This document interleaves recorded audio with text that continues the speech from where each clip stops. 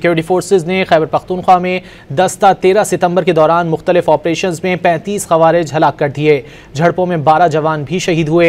ISPR के मुताबिक security forces ने खैबर पख्तूनख्वा में फितना उल खवारिज के खिलाफ ऑपरेशन के दौरान बाजोड़ में खुफिया इत्तलात पर सिक्योरिटी फोर्सेज का इंटेलिजेंस बेस्ड ऑपरेशन किया। शदीद फायरिंग के तबादले में 22 भारतीय सरपरस्त खवारिज हलाक कर डाले। जनूबी वजीरिस्तान में सिक्योरिटी फोर्सेज की कार्रवाई में 13 खवारिज मारे गए। फायरिंग के तबादले में पाक फौज के 12 जवानों ने जाम शहादत नोश किया। ISPR का कहना है कि शहदा ने बहादुरी से लड़ते हुए मादर वतन पर जान निछावर की। हलाक खवारिज के कब्जे से भारी मिकदार में असलहा और गोला बारूद बरामद किया गया।